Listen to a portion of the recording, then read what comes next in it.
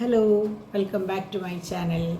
അപ്പോൾ ഇന്ന് നിങ്ങൾ വിചാരിക്കണ്ടോ ഇതെന്താ ഇങ്ങനെ വന്നേക്കണേ എന്നുള്ളത്. ഒന്നുമല്ല, നിങ്ങൾ കുറേ പേരെന്നോട് ചോദിച്ചിട്ടുണ്ടായിരുന്നു ഡെലിവറി സ്റ്റോറിയുടെ കാര്യം പറയാനായിട്ട്. അപ്പോൾ ഞാൻ വിചാരിച്ചു അത് പറയാൻ പറ്റിയൊരു ദിവസം ഇന്നാണെന്ന്. കാരണം ഇന്നാണ് ആ ഡെലിവറി ചെയ്ത ദിവസം, 38 വർഷങ്ങൾക്ക് മുമ്പ്. അപ്പോൾ ഇന്ന് ഡോണിൻ്റെ ബർത്ത്ഡേ ആണ്. അപ്പോൾ ഇപ്പോഴത്തെ സമയം 12 കഴിഞ്ഞു. അപ്പോൾ ഞാൻ ആദ്യം വിഷ് ചെയ്തു, എന്നാലും ഞാൻ എന്താ പറയുക, എല്ലാവരുടെയും മുന്നിൽ വെച്ച് ഞാൻ ഒന്നും കൂടി വിഷ് ചെയ്യണം. Happy birthday Donu. അപ്പോൾ ഞാൻ ഡോണു എന്നാണ് വിളിക്കുക. ഇപ്പോൾ ഡോണുട്ടനായി, പിന്നെ ഡോണായി, ഇപ്പോൾ ഡോൺ എന്നാണ് വിളിക്കുക കേട്ടോ. അപ്പോൾ അങ്ങനെ ഡെലിവറി സ്റ്റോറി എന്ന് പറയുമ്പോൾ കുറേ പേര് ഡിംപിളുടെയും ഡിവൈൻ്റെ ഒക്കെ കഴിഞ്ഞ് കഴിഞ്ഞപ്പോൾ ആൻറ്റി പറയൂ എന്ന് പറഞ്ഞു. അപ്പോൾ ഞാനും വിചാരിച്ചു പറയാം, പക്ഷെ അതിനൊരു സമയം വേണ്ടേ. അപ്പോൾ ഞാൻ വിചാരിച്ചു ഇന്നത്തെ ദിവസമായിരിക്കും അതിന് പറ്റിയൊരു സമയം ഒരു ദിവസം. അപ്പോൾ ഞാൻ വിചാരിച്ചു ഇന്ന് പറയാമെന്ന് വിചാരിച്ചിട്ടാണ്. അപ്പോൾ എൻ്റെ 18 വയസ്സിലാണ് എൻ്റെ കല്യാണം കഴിയുന്നത് കേട്ടോ. അപ്പോൾ കല്യാണം കഴിഞ്ഞ് ആ മാസം തന്നെ കൺസീവ് ചെയ്തു. അത് കഴിഞ്ഞ് ശരിക്ക് സെപ്റ്റംബറിൽ കല്യാണം കഴിഞ്ഞ് ജൂൺ 27 എൻ്റെ ഫസ്റ്റ് പ്രസവം, ഡോണിനെ പ്രസവിച്ച ദിവസം. അതായത് ഇന്നത്തെ ദിവസം, ഇന്നേക്ക് 38 വർഷം. അപ്പോൾ എങ്ങനെയാണെന്ന് വെച്ചാൽ സാധാരണ എല്ലാവരുടെയും ഇതുപോലെ തന്നെയായിരുന്നു. അപ്പോൾ സ്റ്റാർട്ടിങ്ങിൽ എനിക്ക് ഭയങ്കര ഛർദിയും കാര്യങ്ങളൊക്കെ ആയിരുന്നു. അങ്ങനെ വന്നപ്പോൾ ഞങ്ങളുടെ വീട്ടിലെങ്ങനെയാണെന്ന് വെച്ചാൽ ഡാഡിയുടെ ചേട്ടൻ്റെ കല്യാണം കഴിഞ്ഞിട്ടായിരുന്നില്ല.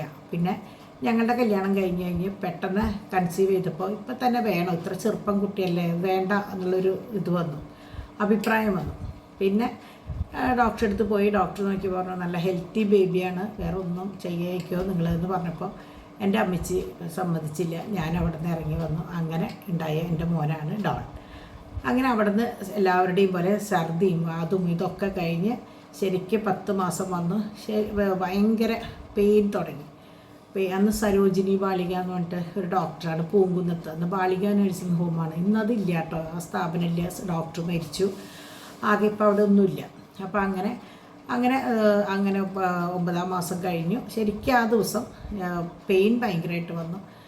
അങ്ങനെ ഉച്ചതിരിഞ്ഞ് വരെ നമുക്ക് നോക്കാമെന്ന് പറഞ്ഞു. നോക്കിയപ്പോൾ കുട്ടിയുടെ കഴുത്തിൽ കോഡ് ചുറ്റിയിരിക്കുകയായിരുന്നു. അപ്പം അങ്ങനെ സിസേറിയൻ ചെയ്ത് മോനെ എടുത്തു.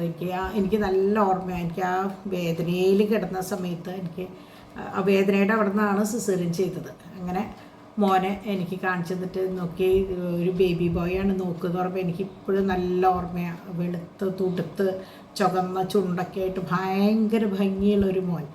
അത് 4 എത്രയോ ഉണ്ടായിരുന്നു, അത്രയും ഭയങ്കര വലിയൊരു കുട്ടിയായിരുന്നു അവൻ. അങ്ങനെ ഇന്നും എനിക്ക് ഓർമ്മയാണ്. അന്ന് 3 ദിവസം കഴിഞ്ഞിട്ടാണ് നമുക്ക് ശരിക്കും ഭക്ഷണം തരിക. അപ്പോൾ ഒരു വെള്ളിയാഴ്ചയാണ്. ഒരു 6:16, 6 മണിക്ക് തിയേറ്ററിൽ കയറ്റി 6:16 പ്രസവം. അങ്ങനെ എന്താ പറയുക, അവിടെ നിന്ന് 3-ൻ്റെ അന്ന് ഞായറാഴ്ചയാണ് ശരിക്കും നമ്മുടെ പെയിനൊക്കെ മാറി ഉഷാറായത്. അപ്പോൾ ഞാൻ ശരിക്കും കറുത്തിട്ട് വേദനയും ഒക്കെ. അന്നത്തെ സിസേറിയനൊക്കെ ഇന്നിപ്പോൾ ഒന്നുമില്ല. അന്നൊക്കെ എന്ന് പറഞ്ഞാൽ ഭയങ്കര പേടിയാണ്. ഞാൻ എന്നെ ഓപ്പറേഷൻ തിയേറ്ററിലേക്ക് കൊണ്ടുപോകുമ്പോൾ എൻ്റെ മൂത്ത ചേച്ചി, ഇന്ന് ചേച്ചിയില്ല, ചേച്ചി തലചുറ്റി അവിടെ ഇരുന്നു, അമ്മച്ചി വയ്യാണ്ട് അവിടെ ഇരുന്ന് കരഞ്ഞു. അന്നൊക്കെ ഓപ്പറേഷൻ എന്ന് പറഞ്ഞാൽ ഭയങ്കര സംഭവമാണ്. അപ്പോൾ ഇത് കഴിഞ്ഞ് ഓപ്പറേഷൻ കഴിഞ്ഞ് നമ്മളെല്ലാം കഴിഞ്ഞ് വന്ന് 2 ദിവസം നമുക്ക് ഭക്ഷണം ഒന്നും തരില്ല. ഞായറാഴ്ച ആണ്, വെള്ളിയാഴ്ച കഴിഞ്ഞ് ഞായറാഴ്ചയാണ് നമ്മൾക്ക് ഫുഡ് എന്തെങ്കിലും കഴിക്കാൻ പറയാം. അപ്പോൾ രസം അതല്ല, ഫുഡ് കഴിക്കാനായിട്ട് കഞ്ഞി കൊണ്ടുവന്നു. നമ്മൾ ആർത്തിയിൽ കുടിക്കാൻ നിന്നപ്പോഴാണ് അതിൽ. അപ്പോൾ ക്യാൻറ്റീനല്ല, അവിടെ ക്യാൻറ്റീനൊന്നുമില്ല കേട്ടോ. തൊട്ടടുത്തൊരു കടയിൽ നിന്ന് തൽക്കാലം ഓടി വാങ്ങിക്കൊണ്ടതാണ്.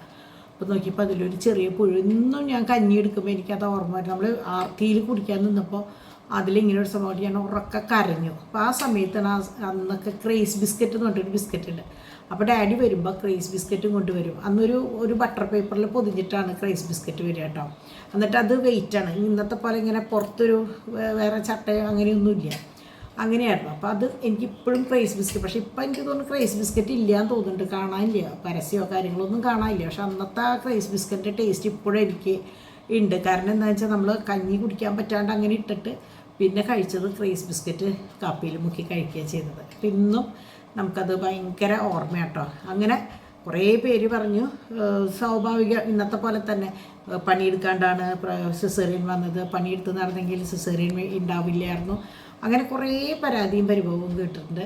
അത് കഴിഞ്ഞ് പിന്നെ ഡോണിനെ ഇങ്ങനെ എന്താ പറയുക, എന്നേക്കാൾ കൂടുതൽ എൻ്റെ ചേച്ചിമാരും അമ്മച്ചിയും അപ്പച്ചനും ഒക്കെ നോക്കിയിട്ടാണ് അങ്ങനെ 90 എന്നുള്ളത് 4 മാസം കഴിഞ്ഞിട്ടാണ് എന്നെ പ്രസവം കഴിഞ്ഞിട്ട് വിട്ടത്. കാരണം അന്നൊക്കെ അങ്ങനെയാണ്, സിസേറിയൻ കഴിഞ്ഞാൽ 3-4 മാസം റെസ്റ്റ് ചെയ്തിട്ട് വിടാമെന്നാണ് കണക്ക് കിട്ടുക. അപ്പോൾ 50ൻ്റെ അന്നായിരുന്നു ഡോണിൻ്റെ മാമോദിസയ്ക്ക് ഈ പറഞ്ഞ പോലെ എന്താ പറയുക, അവൻ വലിയൊരു കുട്ടിയായിരുന്നു, വലിയൊരു ചെക്കൻ്റെ വലിയൊരു കുട്ടിയായിരുന്നു. അങ്ങനെ ഫുൾ ടൈം അക്കിയുടെ കയ്യിലായിരുന്നു ഡോണിൻ്റെ ഒരു ചെറുപ്പം എന്നൊക്കെ പറയും ഈ 4 മാസം. കാരണം നമ്മളുടെ കയ്യിൽ അങ്ങനെ തരില്ല എടുക്കാനായിട്ട്. അങ്ങനെ ഇരിക്കുമ്പോൾ അക്കി പ്രഗ്നൻ്റായി ഡയോണിനെ പ്രസവിക്കാനായിട്ട്.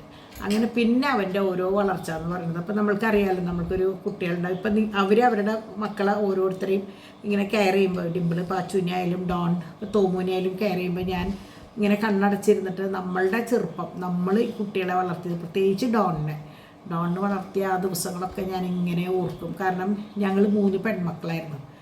ഞങ്ങൾ 3 പെൺമക്കൾക്ക് മൂത്ത ചേച്ചിക്ക് ആദ്യം റോസ വന്നു, പിന്നെയാണ് ഡോൺ വന്നത്. അപ്പോൾ ആൺകുട്ടികളിലെ ആദ്യത്തെ മോനാണ് നമ്മുടെ വീട്ടിൽ ഡോൺ. അപ്പോൾ അവനിപ്പോഴും അതിൻ്റേതായ ഒരു പ്രത്യേകത, എല്ലാവരും എന്താ കൊടുക്കുന്നുണ്ട്, ഡോണു എന്നാണ് എല്ലാവരും വിളിക്കുക. അപ്പോൾ അങ്ങനെ എന്താ പറയുക, ഞാൻ ഡോണിന് പേരിട്ടത് ഡോൺ ബോസ്കോ എന്ന അതിലത്തെ ഡോൺ എന്നുള്ള പേരാണ് കേട്ടോ. കാരണം പണ്ട് ഞാൻ സെൻറ്റ് മേരീസിൽ കൊച്ചിയിൽ പഠിക്കുന്ന സമയത്ത് അതിൻ്റെ ഓപ്പോസിറ്റ് ഒരു സായിപ്പിൻ്റെ വീടുണ്ടായിരുന്നു. അവിടെയൊക്കെ ഈ സായിപ്പന്മാരാണല്ലോ അധികം ആകണ്ടാവുക. അപ്പോൾ അവിടുത്തെ 2 മക്കളുടെ പേരായിരുന്നു ഡോണും ഡെൻവറും. ഡെൻവർ എന്ന് പറയുന്നത് ഗോൾഡിൻ്റെയും സിൽവറിൻ്റെയും 2 വാക്കുകൾ ഒന്നിച്ച് ഡെൻവറിന്. അപ്പോൾ അന്ന് തൊട്ട് ആ ആള് അവരുടെ പപ്പ, എനിക്ക് പേര് ഓർമ്മയില്ല, നമ്മളുടെ കടയിലൊക്കെ കണക്ക് എഴുതാൻ വന്നിരുന്ന. അപ്പോൾ ഡോൺ ഡെൻവർ എന്ന് പറയുമ്പോൾ നമ്മുടെ മനസ്സിൽ എപ്പോഴും ഈ ഡോൺ ബോസ്കോളത്തെ ഡോൺ, അന്നൊക്കെ ഡോൺ ബോസ്കോ കുട്ടികളുടെ ഞങ്ങളുടെയൊക്കെ പുസ്തകത്തിൽ ഇങ്ങനെ എന്താ പറയുക വെക്കുന്ന പ്രയറിലൊന്ന് ഡോൺ ബോസ്കോൻ്റെ പ്രയറായിരുന്നു. അന്ന് തൊട്ട് എൻ്റെ മനസ്സിലിങ്ങനെ ഡോൺ എന്നുള്ള പേര് എൻ്റെ മനസ്സിലുണ്ടായിരുന്നു. അങ്ങനെ എൻ്റെ ഇഷ്ടപ്രകാരം ഇട്ട ഒരു പേരാണ് കേട്ടോ ഡോൺ എന്നുള്ളത്. പിന്നീട് എല്ലാവരും പറഞ്ഞു ഡോൺ എന്ന് പറഞ്ഞ ഗുണ്ടയുടെ ആർത്താണെന്നൊക്കെ പറഞ്ഞു. അപ്പം ഞാൻ പറഞ്ഞു നമ്മൾ മനസ്സിൽ ഉദ്ദേശിച്ചിട്ട പേര് DON ഡോൺ എന്നാണ്, അത് മതി എന്ന് പറഞ്ഞു. അങ്ങനെയാണ് ഡോണു ആയതും ഡോണുട്ടനായതും. അങ്ങനെ ഓരോരുത്തർക്കും ഓരോ ചെല്ലപ്പേര് വിളിച്ചിട്ടാണ് അവനെ വിളിക്കുക. അങ്ങനെ എന്താ പറയുക, അവൻ്റെ പഠിപ്പും കാര്യങ്ങളൊക്കെ കഴിഞ്ഞു. പിന്നെ നിങ്ങൾക്കൊക്കെ അറിയാം, കുറച്ച് നാൾ പുറത്തായിരുന്നു. പിന്നെ കല്യാണം കഴിഞ്ഞു, അതിൻ്റേതായ കുറേ പ്രശ്നങ്ങൾ. അപ്പോഴൊക്കെ എന്താ പറയുക, കൂടെ ചേർത്ത് നമ്മളെ ആരൊക്കെ ഉണ്ടെന്ന് പറഞ്ഞാലും നമ്മൾ അമ്മമാർ കൂടെ ചേർത്ത് നിർത്തുന്ന പോലെ, അപ്പൻ കൂടെ നിർത്തുന്ന പോലെ വേറെ ആർക്കും പറ്റില്ല. അത്രയും എല്ലാം ഇട്ടെറിഞ്ഞ് അവരുടെ കൂടെ നിൽക്കാനായിട്ട് നമ്മൾക്കേ പറ്റുള്ളൂ.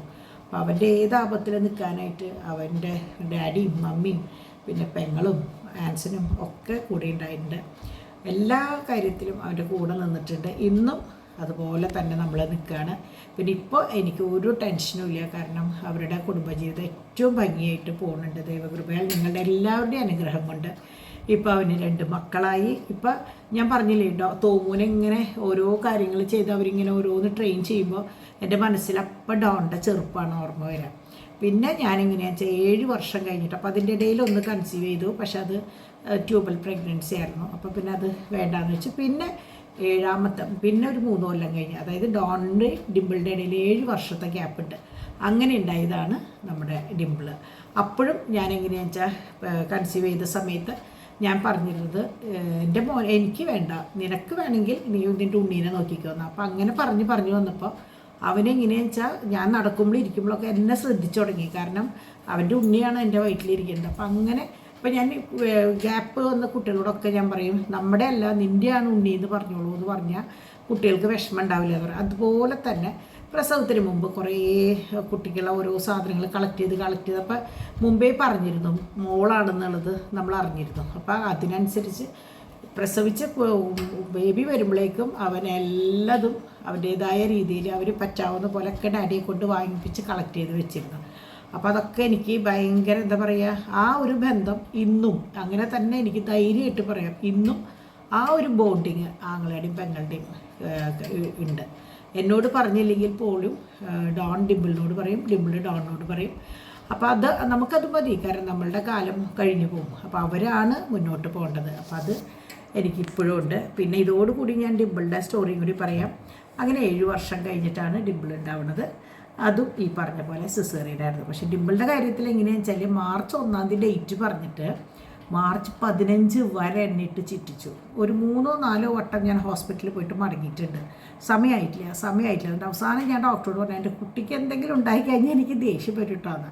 അപ്പോൾ പറഞ്ഞു, നിങ്ങൾ പേടിക്കേണ്ട, ഒന്നും ഉണ്ടാവില്ല എന്ന് പറഞ്ഞു. അങ്ങനെ ഒരു മാർച്ച് 15 ഈ പറഞ്ഞ പോലെ രാവിലെ തൊട്ട് വൈകുന്നേരം വരെ വേദന അനുഭവിച്ച് ഒന്നും പറ്റില്ല എന്ന് കണ്ടപ്പോൾ 9 മണിക്ക് കയറി 9:16 എടുത്ത മോളാണ് ഡിംപിള്.